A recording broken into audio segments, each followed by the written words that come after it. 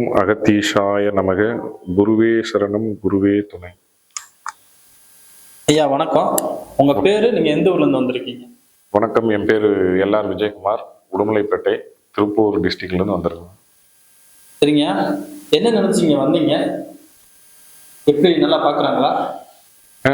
அதெல்லாம் நல்லா பார்க்குறாங்க. நான் என்னோட அனுபவம் பார்த்தீங்கன்னா, ஒரு 2 இயர்ஸ்க்கு முன்னாடி கொஞ்சம் மாந்திரீகத்தால் பாதிக்கப்பட்டு வடநாட்டில் இந்தூர் மத்திய பிரதேசத்தில் ஒர்க் பண்ணிட்டு இருந்தேன். திடீர்னு கடன் வாங்குறது, சம்மந்தம் இல்லாத பிரச்சனையை, தூக்கம் இல்லாதது, என்ன நடக்குதுன்னே தெரியாத அளவுக்கு ஒரு பெரிய சிக்கலில் மாட்டியிருந்தேன். அப்போ ஆன்லைனில் ஒரு வீடியோ பார்த்து ஐயா வந்து பார்த்தேன். ஐயா தான் என்னை சரி பண்ணி விட்டார். ஐயாவிற்கு நன்றிகள் பல கோடிகள். அகத்தீசரே ஐயா மூலியமாக வந்து என்ன காப்பாற்றின மாதிரி இருந்துச்சு. அதுக்கப்புறம் இப்போ நான் நல்லா இருக்கேன். ஐயாவை சந்திக்க வேண்டியது ஒரு வாய்ப்பு இருந்துச்சு. அதனால் வந்து ஐயாவை மீட் பண்ண வந்திருக்கேன். சரிங்க. இப்போ முன்னாடி வந்தீங்க பார்த்தீங்கன்னு சொன்னீங்க. இப்போ இன்னைக்கு வந்து பார்த்துருக்கீங்க. இதெல்லாம் எல்லாமே கரெக்டாக சொல்கிறாங்களா? கரெக்டாக சொல்கிறாங்க விட இருக்கிறத அவர் சொல்லிடுறாரு. நம்மக்கிட்ட கேள்வினா ஒரு சில எண்களை மட்டும்தான் கேட்பாரு. மற்றபடி எங்கள் கூட இருந்து பார்த்த மாதிரி கரெக்டாக பளிச்சுன்னு இருக்கும். சொல்லிடுறாங்க. அதில் எந்த மாற்றமும் கிடையாது. இப்போ சோழி பிரசன்னம் பார்த்து சொல்லியிருப்பாங்க. அது எந்த அளவுக்கு கரெக்டாக இருந்துச்சுங்க? சோழி பிரசன்னம் 100க்கு 100 உண்மைதான். அதில் எந்த இது இல்லைங்க. இதுக்கு முன்னாடி எத்தனை இடத்துக்கு போயிருக்கீங்க? இதுக்கு முன்னாடி ஒரு 2 இடத்துக்கு போயிருக்கிறேன். எங்கிட்டயே தான் எல்லாத்தையும் கேட்டு கேட்டு வாங்குவாங்க. அவங்களே ஒரு பிளான், ஒரு டிசைன் போட்டு அது சக்ஸஸ் இல்லாமல் தான் போகும். மறுபடியும் பிரச்சனைக்கு தான் மாட்டிக்குவேன். ஐயா கிட்ட வந்தேன்னா ஐயாவே எல்லாமே சொல்லிட்டாரு. நான் என்கிட்ட நம்பர் கேட்டது இந்த சோழி பிரச்சனை பார்த்ததோட சரி. மற்றபடி பிரச்சனை என்னங்கிறது கிளியராக அவரு சொல்லி தான் எனக்கே தெரியும். இந்த மாதிரி மற்ற இடத்துக்கு போனதுக்கும் இங்க வந்து ஆதாரப்பூர்வமா நிரூபிக்கிறாங்க. மற்ற இடத்துல வாய் வழியா சொல்றாங்க. இங்க எப்படி ஆதாரப்பூர்வமா நிரூபிச்சு சொல்றாங்களா எப்படிங்க? கண்டிப்பாங்க. அவர் கேட்குற கேள்விக்கு நமக்கு உடனுக்குடனே நமக்கு வந்து பதில், அதாவது என்ன நிரூபணம் ஆகிட்டே இருக்கும். ரொம்ப அதிசயமா இருக்கும். ஏற்கனவே ஒரு பிரச்சனைன்னு வந்திருந்தீங்க. அது என்ன மாதிரி பிரச்சனையா இருந்துச்சு? அது ஐயா எப்படி சரி பண்ணாருங்க? அதானுங்க ஐயா, திடீர்னு பார்த்தீங்கன்னா ஒரு மாந்திரிக கட்டு யார் பண்ணாங்கன்னு தெரியல. திடீர்னு கடன் வாங்குறது, அதிகமாக ட்ரிங்க்ஸ் அடிக்கிறது, அப்புறம் பார்த்தீங்கன்னா தூக்கம் இல்லாமல் இருக்கிறது, இந்த மாதிரி பிரச்சனைகள் அதிகமாக ஆரம்பிச்சது. கம்பெனிலேயே கடன் வாங்கி ஒரு பிஸ்னஸ் பண்ணி அந்த பிஸ்னஸ் நட்டமாக போய் எதுக்கு செய்கிறோம் ஏன் செய்கிறேன்னு தெரியாமல் அப்படியே ஒரு ஆர்வ கோளாறில் பண்ண மாதிரி இருந்துச்சு. கனவுல நடந்த மாதிரி இருந்துச்சு. அப்புறம் பார்த்தீங்கன்னா உடல் ரொம்ப நலிவடைய ஆரம்பிச்சிருச்சு.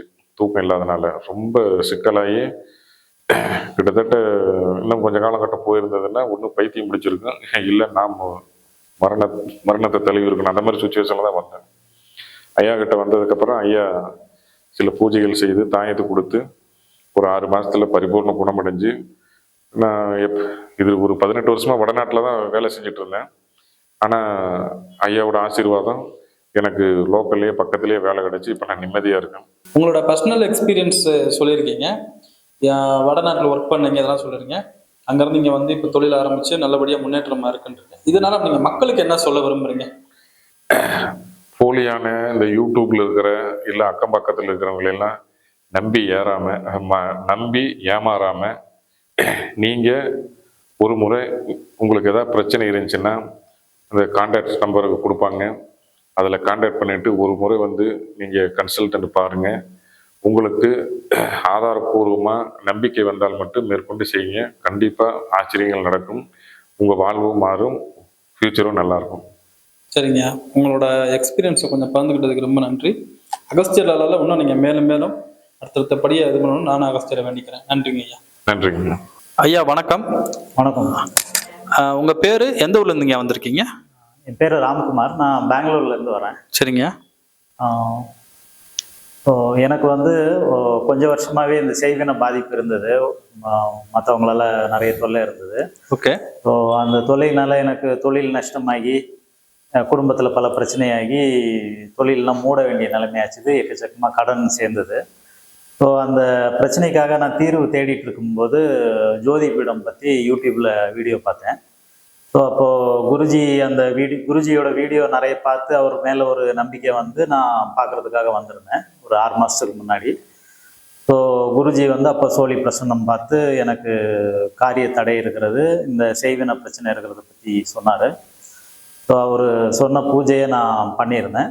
பண்ணப்போ அவர் சொல்லியிருந்தார் கொஞ்சம் டைம் ஆகும் சரியாகிறதுக்குன்னு. அதே மாதிரி அவர் சொன்ன மாதிரி 6 மாதத்துக்குள்ளே ஓரளவுக்கு பிரச்சனை சரியாகி திரும்ப அந்த இருந்த தடை கொஞ்சம் விலகி எனக்கு தொழில் தொடங்கக்கூடிய சூழ்நிலை இப்போ வந்தது. இருந்த கடனும் கொஞ்சம் சமாளித்து தொழில் தொடங்குற சூழ்நிலையும் திரும்ப வந்திருக்குது. அதனால நான் திரும்ப குருஜியை இப்போ பார்க்க வந்திருக்கிறேன். சரிங்க. இந்த சோழி பிரசனம் பார்த்தாங்கன்னு சொன்னீங்கல்ல, ஆமாம். அது எந்த அளவுக்கு கரெக்டாக சொல்கிறாங்கயா? அவர் எந்த அளவு கரெக்டாக சொன்னார்னா, நான் பிரச்சனையை சொல்லாமலே அவரே கிட்டத்தட்ட கரெக்டாக கண்டுபிடிச்சிட்டார். நான் எதுக்காக வந்தேன்றதை அவர் நேரடியாகவே சொல்லிட்டாரு. ஓகே. என்னால் எதுவும் பண்ண முடியல, எல்லாமே காரிய தடை, ஒரு ஸ்டெப் எடுத்து வைக்க முடியல. அது அவர் காரிய தடை இருக்குதுன்னு அவரே சொல்லிட்டார், கன்ஃபார்ம் பண்ணி சொல்லிட்டார். ஓகே. இப்போ இந்த பூஜைகள், கழிப்பு பூஜை இந்த மாதிரி சொன்னீங்கல்ல, அதை பண்ணிட்டு போனதுக்கு அப்புறம் உங்களுக்கு பர்சனலாக எந்த மாதிரி இருக்கு? பர்சனலாக எப்படி இருக்குன்னா, எனக்கு யாராவது அந்த செய்வனை பண்ணுறவங்க பண்ணிகிட்டே இருக்கும்போது என்னன்னா, அது மோசமான கனவுல காமிக்கும். உடனே அன்னைக்கு நைட்டே வந்து இந்த பயங்கரமாக பேய் கனவு மாதிரி நிஜமாக நடக்கிற மாதிரி அந்த மோசமான கனவு இருக்கும்.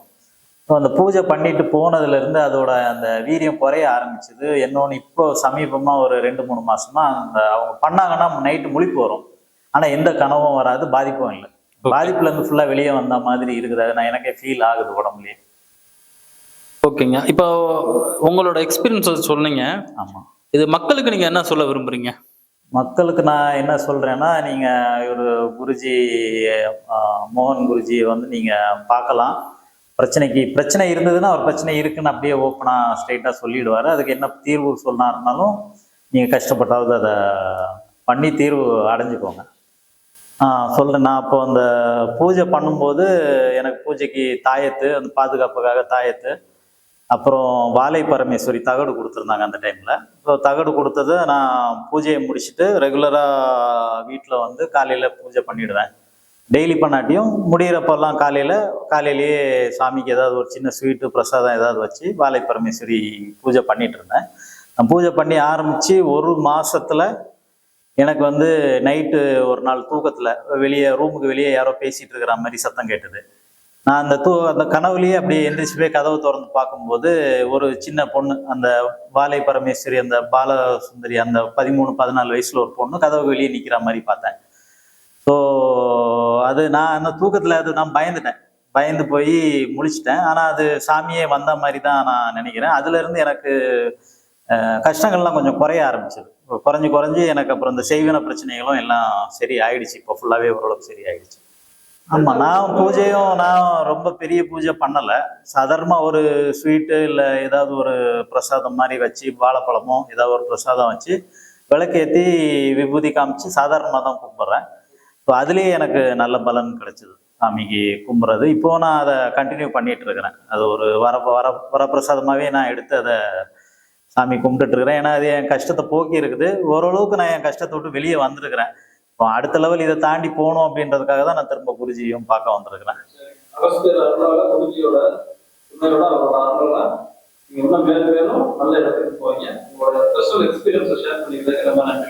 நன்றி ஐயா. வணக்கம். உங்க பேரு, எந்த ஊர்ல இருந்து வந்திருக்கீங்க? வணக்கம். நான் வந்து திண்டிவனம் பக்கம் முடிக்கேர்லேருந்து வந்தேன். என் பேர் வந்து முனிராமன். முதல்ல ஜோதிபீடம் வந்து யூடியூப்ல பார்த்துட்டு தான் வந்தேன். வந்து எங்கள் அப்பாவுக்கு வந்து உடல்நிலை வந்து சரியில்லாதால முதல்ல அழைச்சிட்டு வரும்போது எங்கேயுமே பார்த்து துல்லியமாக சொல்லாத ஒரு விஷயத்த வந்து குருஜி சொன்னார். சோழி பிரசன்னம் பார்த்தாங்க, ஆருடம் பார்த்தாங்க. எங்கேயுமே சொல்லாத ஒரு விஷயத்த நுணுக்கமாக பிரசன்ன மூலியத்தில் பார்த்துட்டு துல்லியமாக சொன்னதால எனக்கு பிடிச்சி போயிருந்தது. அப்பாவுக்கு கிளியர் பண்ணோம். அப்போ பார்த்தீங்கன்னா மாந்திக ரீதியான பிரச்சனை வந்து கிளியர் ஆயிடுச்சு. சரிங்க. இப்போ பிரசன்னம் பார்த்தாங்கன்னு சொன்னீங்கல்ல, இன்னைக்கு வந்திருக்கீங்க, பிரசன்னம் பார்த்தாங்க. இன்னைக்கு என்ன சொன்னாங்க? எந்த அளவுக்கு கரெக்டா சொல்றாங்க? இன்னைக்கு சொன்னது வந்து 100% உண்மையா இருந்தது. எப்படி சொல்றதுன்னா வந்து யாருமே சொல்லாத ஒரு விஷயத்த குருஜி சொன்னார். அந்த அளவுக்கு கிரிட்டிக்கலான விஷயம். சரி, இதுக்கு முன்னாடி எத்தனை இடத்துக்கு போயிருக்கீங்க? அங்கெல்லாம் சொல்ல முடியாத விஷயத்தை இவர் கரெக்டா சொல்லிட்டாருங்களா? அப்பா விஷயத்துல தான் பார்த்தீங்கன்னா ரொம்ப இடத்துல போய் பார்த்தேன். என் விஷயத்துல நான் அந்த அளவுக்கு வெளியில போகல. என் காரணம் என்னன்னு கேட்டீங்கன்னா, நான் முதல்ல குருஜி கிட்ட வந்ததால வெளியில போக தோணல. குருஜி அளவுக்கு உண்மையா சொல்றதுக்கு யாருமே இல்லைன்னு நினைச்சேன். இன்னைக்கும் பாத்தீங்கன்னா வந்து எங்க அப்பாவுக்கு எவ்வளோ இடத்துல பார்த்துருக்கேன். பார்த்ததுல அந்த அளவுக்கு துல்லியமா சொல்லல. எல்லாம் வாயில வந்தது அப்படியே அப்படியே ஒரு யோகமா தான் சொன்னாங்களே தவிர ப்ரூவ் பண்ணி காட்டுறதுக்கு ஒசூர்ல இருக்கிற குருஜி மட்டுமே. சரி, எந்த இடத்துல பார்த்தும் கரெக்டா சொல்லல அப்படின்னு சொன்னீங்கல்ல, அது வந்து எந்த அளவுக்கு குருஜி உங்களுக்கு வாய் மூலமா நிரூபிச்சு சொன்னாரா, இல்ல அது எந்த மாதிரி உங்களுக்கு நிரூபிச்சு சொன்னாருங்க? குருஜி வந்து என் சாஸ்திரம் பார்த்தார். அப்பா வந்து என் சாஸ்திரம் சொல்லத்துக்கு முன்னாடியே வந்து குருஜி வந்து சீட்ல எழுதி வச்சுட்டார் ஒரு விஷயம். எழுதி வச்சுட்டு அந்த அளவுக்கு அப்ப அப்பாவே வந்து இந்த அளவுக்கு துல்லியமா சொல்ல முடியுமான்னு வெளில வந்து என்கிட்ட கேட்டார். ஆமாம்பா, அந்த அளவுக்குன்னா துல்லியமா மாந்திரிகத்தை சொல்ல முடியும் அப்படின்னு சொல்லிட்டு நான் சொன்னேன். ஓகே, இப்போ உங்களோட பர்சனல் எக்ஸ்பீரியன்ஸை ஷேர் பண்ணீங்க. இப்போ மக்களுக்கு நீங்க சொல்றதா இருந்தா என்ன சொல்லுவீங்க? அது கொஞ்சம் உங்க மக்களுக்காக சொல்ல வேண்டிய விஷயங்கள் கொஞ்சம் சொல்லுங்க. மக்களுக்காக நான் சொல்ல வேண்டியது என்னன்னு கேட்டீங்கன்னா, மாந்திரிகத்துல தீமை மட்டுமே இருக்குதுன்னு அறியாமை தெரியாமை சில பேர் இருக்காங்க. ஆனா மாந்திரிகத்துல நல்லதும் பண்ண முடியும்ன்றது ஒசூர் வந்தீங்கன்னா தெரியும் உங்களுக்கு. எத்தனை பேர் வாழ வைக்கிறாங்க, எத்தனை பேர் வாழ வச்சுட்டு இருக்காங்க. எவ்வளோ கஷ்டமா இருந்தாலும் எல்லாத்தையும் அட்ஜஸ்ட் பண்ணி, மாந்திரிகத்துல ரொம்ப ரொம்ப கெடுதல் பண்ணி தான் மக்கள் மனசுல வந்து மாந்திரிகம்னா வந்து கெட்ட விஷயம், தீய செயலா போயிடுச்சு அப்படின்னு சொல்லிட்டு சொல்லியிருக்காங்க. ஆனா அதை மாத்தி அமைச்சது ஒசூர்ல இருக்க குருஜி. மாந்திரிகத்துல நல்லதும் பண்ண முடியும், நல்லது மட்டும்தான் பண்ண முடியும்னு அடிச்சு சொன்னது ஒசூர்ல இருக்கிற குருஜி. அதனால வந்து குருஜி சொல்ல போனா ரொம்ப உண்மையா எப்படின்னா வந்து சிஷ்யர்களா இருந்தாலும் பரவாயில்ல, வெளியாளா இருந்தாலும் பரவாயில்ல, கன்சல்டிங்னா கன்சல்டிங் தான். அதனால வந்து எல்லாருக்கும் ஒரே ஒரே ஈவன் தான். இவங்களுக்கு ஒரு ரேட்டு அவங்களுக்கு ஒரு ரேட்டுனா கிடையாது மாந்திரிகத்துல. எனக்கு தெரிஞ்சு தமிழ்நாட்டிலையும் சரி வெளி மாநிலங்களும் நான் போனதில்லை. எல்லாத்தோட கம்மியா வாங்குறது குருஜி மட்டுமே. சரிங்க, உங்களோட பர்சனல் விஷயங்களை மக்களுக்காக சொன்னது ரொம்ப நன்றி. அகஸ்தியர் அருளால, குருஜியோட அருளால நீங்க மேலும் மேலும் அடுத்தடுத்த நல்ல விஷயங்கள் உங்களுக்கு நடக்கிறதுக்கு நான் இறைவனை வேண்டிக்கிறேன். நன்றி ஐயா. அகத்தீஸ்வராய நமக. குருவே துணை.